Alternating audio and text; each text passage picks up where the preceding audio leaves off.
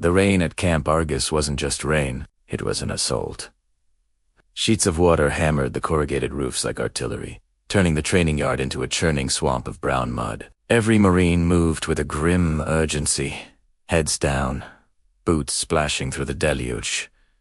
All except one. A lone woman was crossing the yard with silent, ghost-like steps. Her presence was so subtle that the sentries on watch almost missed her completely. Her uniform was standard Marine issue, a little worn but otherwise unremarkable. No ribbons, no unit patches, no nameplate.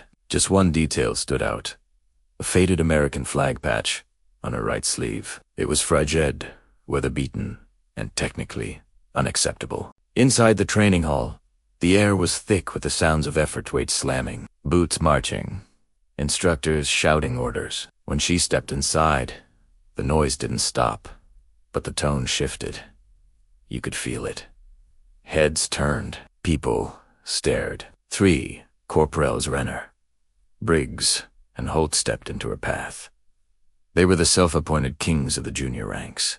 Big, confident, and loud. The kind of Marines who made sure everyone knew they were Marines. "Hey, recruit!" Renner barked, a smirk spreading across his face. "That flag is worn out. You know the rules. Replace it or remove it." She didn't look up, didn't speak. She just stood there still, calm, completely unreadable. Briggs scoffed. "Guess she's deaf. Fine, we'll handle it." Before anyone could even blink, he whipped out a small blade and with a quick, arrogant slice, cut the flag clean off her sleeve. The small piece of fabric fluttered to the muddy floor. Everyone in the hall expected to see bare cloth underneath. What they saw, instead, froze the entire room. Burned directly into the uniformed fabric was a black emblem. A raven-esque wing curled around a downward-pointing dagger. No number. No name. No service branch. It was a symbol known only in whispers, a ghost story told in classified circles. The very air in the room changed, like oxygen itself hesitated to move. A sergeant across the room, a salty old veteran known for never flinching at anything, stepped closer, his eyes narrowed. "Where did you get that patch?"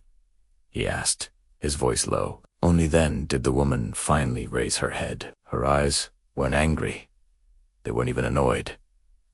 They were ancient. The kind of eyes that had seen things no person should ever have to see, and had survived anyway. "You weren't supposed to remove the flag," she said softly.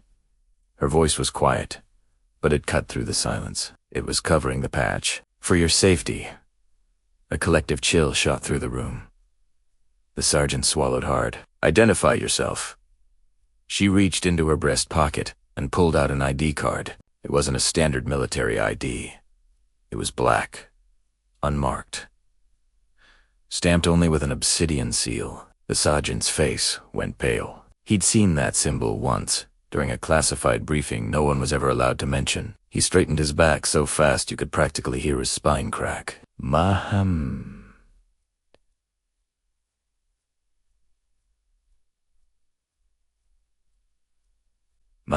The 3 corporals nearly snapped to attention alongside him, but she didn't acknowledge their sudden display of respect. Instead, she bent down, picked up the torn flag from the floor, brushed off the mud, and folded it with disciplined, practiced precision. "Respect," she said, her voice still quiet, "isn't about rank. It's about discipline.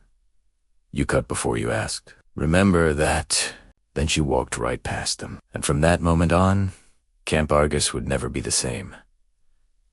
Rumors spread like wildfire. No one knew her real name. No file existed for her. No digital record, but she allowed the sergeant to call her one thing. Shade, a name carried like a ghost story through Special Forces circles.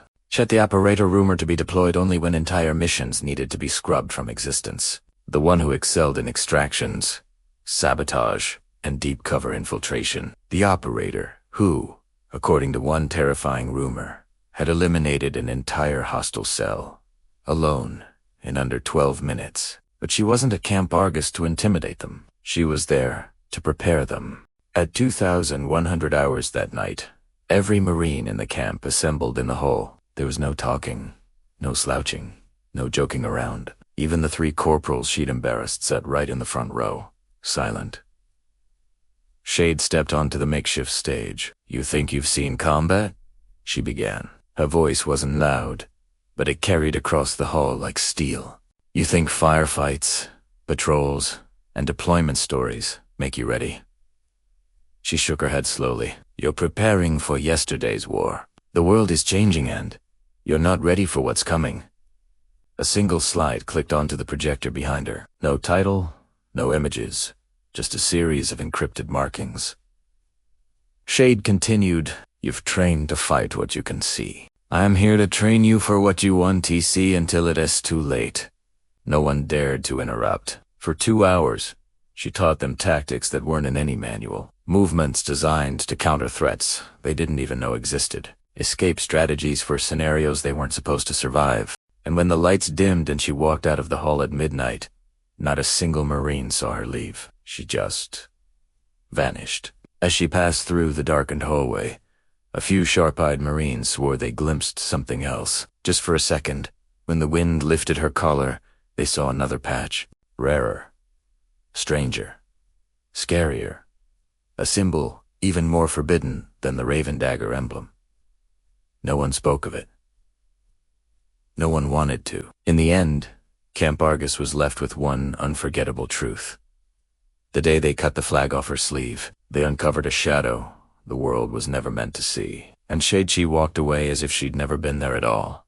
But the Marines of Camp Argus would never forget her. Not the patch.